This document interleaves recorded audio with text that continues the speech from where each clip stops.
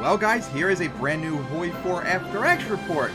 As I've been trying to play these guys for quite a while, and I tried them numerous times yesterday and failed before I finally did this one where I did it in 14 hours, as this is my first time in full playing the Soviet Union.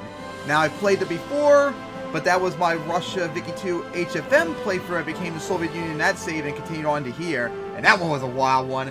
But this one, yeah, the normal default Soviet Union. So yeah, I did a little bit of a different take in this game because what I would do before is I would build up everything, wait till Germany invades me, yada yada yada, in 1941, but they kept obliterating me no matter what I did. I even did all these stupid strategies where, build 300 divisions before they attack you and have them fully supplied. Yeah, well, I did that and that didn't work. So, those guides do not work. Don't listen to them.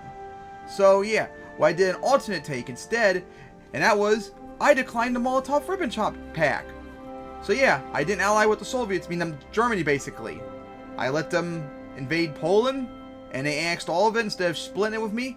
And once they were done with that and went off to fight in the Western Front, I fabricated a claim on them. And for at first, they were pretty much beating me.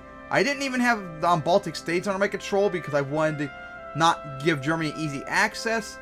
So yeah, they pushed probably about like into here. A big push in, not like something like necessarily scary, but eventually we made him came to a stop.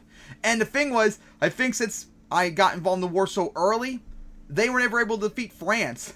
They were stuck in a two-front war, and they got like a little bit of France invaded, but that was it. They couldn't do anything. It was hilarious.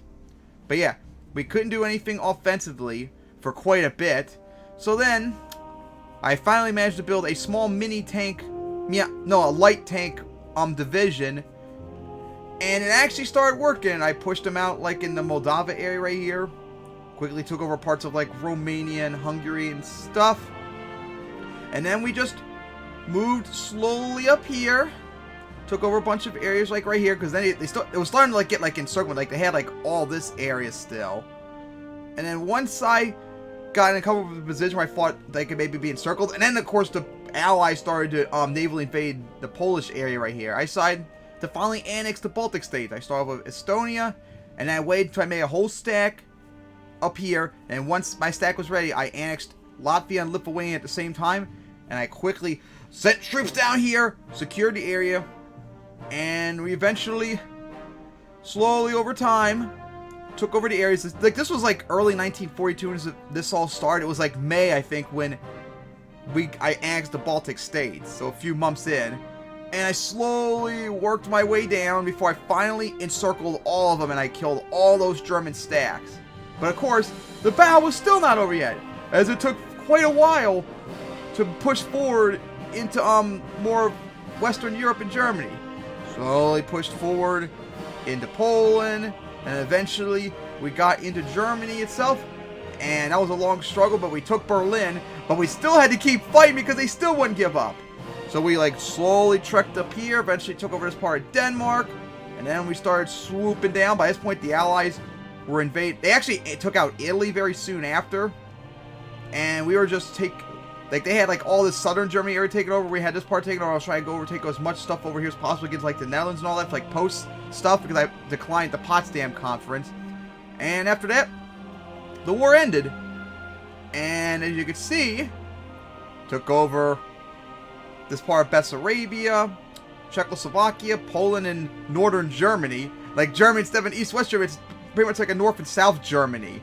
Had to do a whole bunch of cheats and command stuff in order to fix like the borders and alliances and all that, which is pretty bad to have to cheat in order to fix it all correctly. So pretty much all of Europe except Spain right here, which is still led by Franco, and Hungary and Slovakia, who joined my faction, are part of the Allies.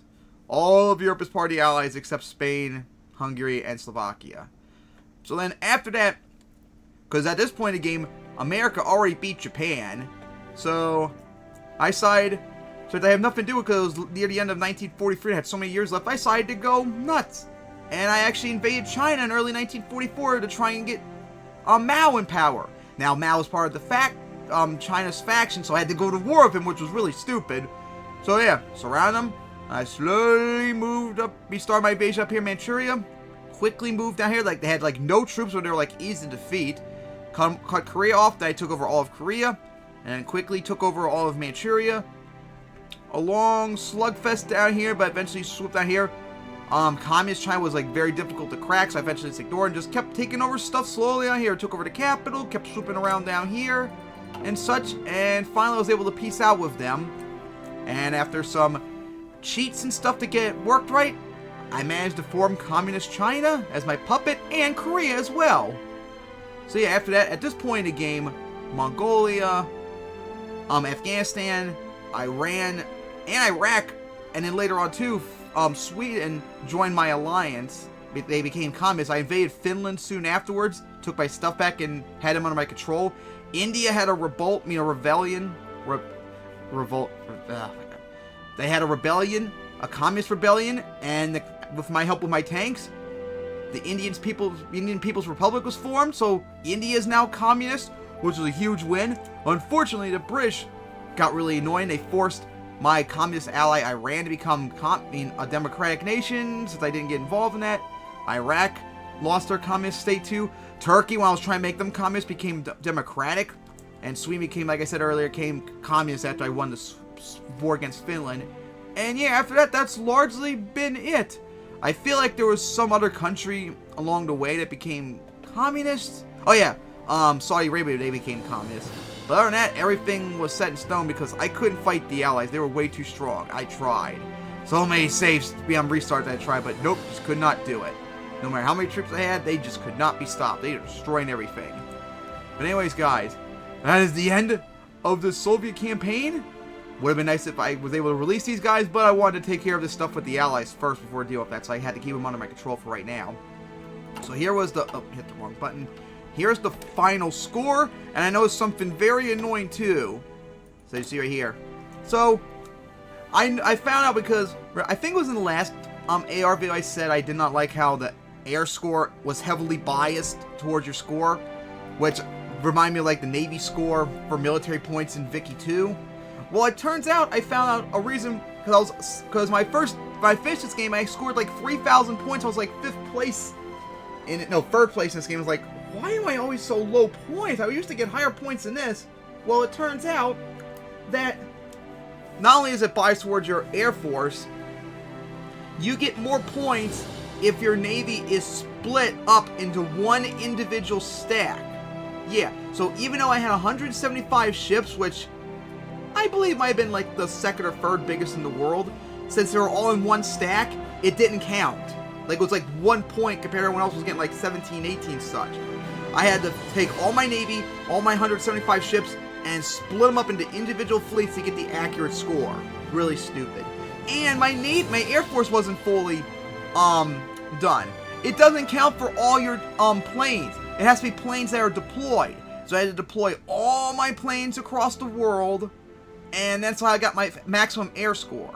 So instead of being 3,000 points, once I did my stuff with my Navy, my Air Force, I scored 4,000 points, going from 3rd place to number 1 by quite a bit too.